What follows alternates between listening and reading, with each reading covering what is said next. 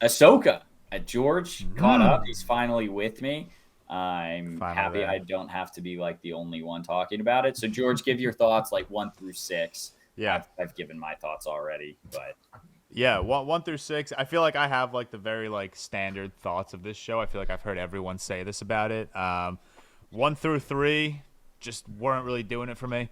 It felt like a lot of, oh, look, point, there's that character, applause, it's cool, we're seeing them come back. Story-wise, I wasn't really locked in. I think everything with Balin and Shin in the first 3 episodes absolutely carried. Ahsoka was great. I texted you guys last night, where would you rank her among like, where would you rank Rosario Dawson among like the best Star Wars live action castings? And she's not in my top 10, but you know, she very well could be. I think she's fantastic, and her presence alone it's just very charming. She adds just this level of like badass / charisma to this character that I really, really like. But yeah, episodes 1 through 3, I was kind of like, okay, this is like expected, so I'm going to hold off on my thoughts and give them at the end of the 6, because I know everyone's been speaking so highly of episodes 4 through 6. The praise is warranted. I've obviously been a lovely Disney Plus show hater over the last 2 years, but I really was genuinely surprised with episodes 4 through 6. I tweeted about episode 5. Perfect example of how to bring back like a legacy character and make it meaningful, make it like a genuine, integral part of a story, as opposed to just bringing them back for a cheap applause, which is kind of what it felt like.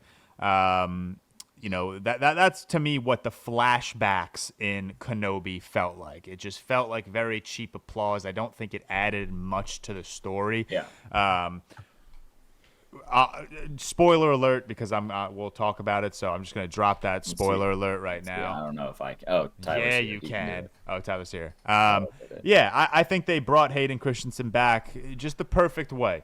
It's not a, hey, look, it's Hayden Christensen. It's, hey, look, it's Hayden Christensen, but his presence is going to amplify Ahsoka's story. It's going to amplify, you know, your attachment, your personal and intimate relationship with Ahsoka in this series.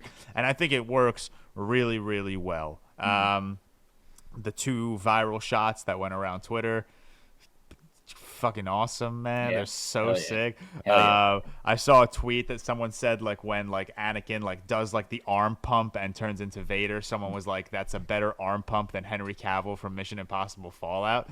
I don't know about that, but it was very awesome. It was so cool. Yeah.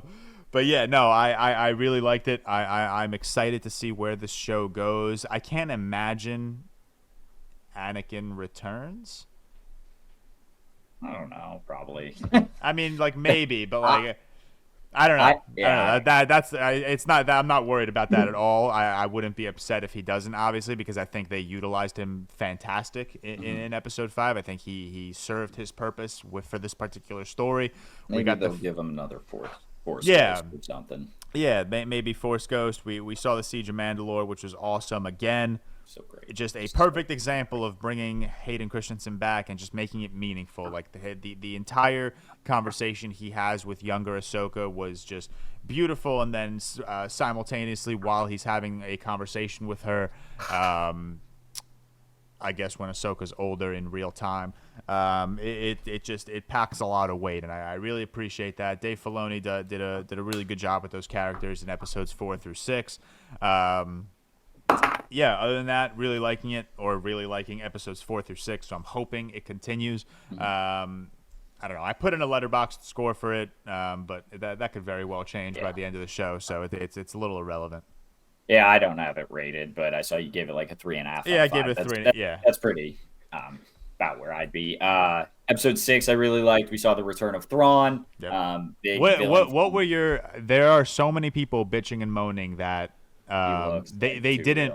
No, they didn't like recast, because that's the voice actor. Yeah, Lars Mikkelsen. Yeah, I like him. I loved him. I thought he was great, but people are upset. People are like, just because you're a good voice actor doesn't mean you could be a good actor. And I'm like, all he's doing is standing and talking. If you're telling me he can't stand and just talk the way he spoke in the show, Lars Mikkelsen is like I mean, he's not as big as Mads, No, but but he's very capable. People were like, yeah, "Oh, Bill Skarsgård should have played this role," and I'm like, "No, he I shouldn't mean, yeah, have." you can get like the biggest name in acting if you want, but like that's No, the but thing. They yeah, always like throw out. They're like, damn, why the fuck did Leonardo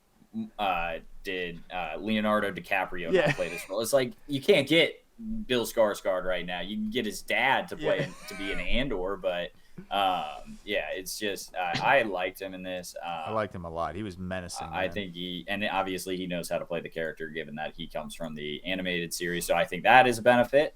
Um, I tweeted I don't necessarily care for Ezra. I like Ezra, I just don't love him. But like his return didn't make me like jump out of my seat. And it's also a very small thing. It's like living with turtle people. It's also just so saturated because like we're staring at Hayden Christensen as Yeah, Anakin Skywalker for half of and an episode. Like that's all people are thinking about. It doesn't matter who you bring back after that. It's like, all right, well, we got the top of the top. yeah, and I saw a lot of people mad online about like Star Wars fans want different until they give Anakin, and like completely fair because I always say we got to get away from the Skywalker family, but I do love Anakin, so every time I see him, I'm happy, So it's just I don't know what analogy I'm trying to pull. But I like the episodes a lot. Loved episode 5. I really liked episode 6. I really enjoy. I think episode 4 is probably like the best like episode. I think in my opinion, but episode 5 was my favorite. See, I still think even with like all the fan No, service in I episode agree. 5, I think it was a really good I still episode. think it's a great episode. Like Yeah. it still did its job to like progress the story. Echo. Can we not do that? And I do think like the first 3 episodes had like, does this? There were a lot of questions like, does this escape the Gray Soka allegations, basically?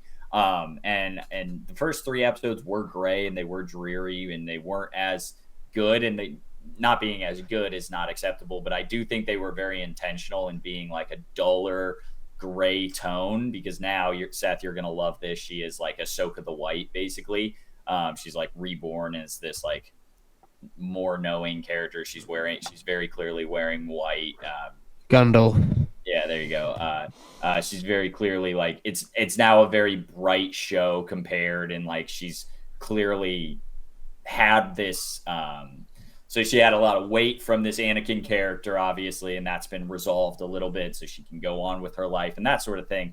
So it was very intentional being like gray, but I don't know if you can do that in a 8 episode series and not feel some repercussions. I'm sure those first 3 episodes turn people off a little bit, and the casual viewer may not come back for the next ones, even if they hear it's great. But I do think they were intentional. Dave Filoni knows what the hell he's doing.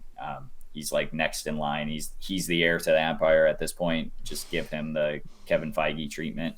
But I think it was I really enjoy it. There's a person on Twitter, and I see a lot, and I don't want to be rude, so maybe this is mean. But this guy seems very nice. Guy tweets a lot about Star Wars and is just very excited about Star Wars, which is great. But one tweet he had, and I'm not going to say his name, it says, "The time after Return of the Jedi and before The Force Awakens is shaping into one of my favorite eras of Star Wars. Truly terrifying seeing the remains of the Empire rely on dark magic, cloning, and ancient secrets to reclaim the tyranny.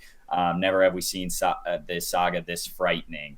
And then he said, like, somehow Palpatine returns becomes more and more eerie as time goes on. I'm like, that tweet was just fascinating to me, because I'm like, I don't see how how you can just like no one think that no way. one who was watching any of these projects that take place between Yeah. Revenge of the Sith or Return of the Jedi and Force like, this Awakens is was eerie. thinking, oh, you know what?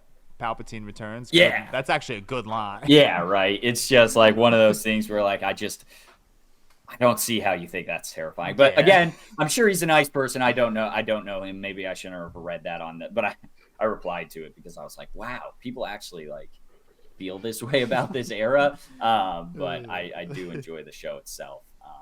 We can move on from Ahsoka. Hopefully it sticks the landing. It is 8 episodes versus 6. So glad Thank we're God. not just Thank done. God. Yeah, right.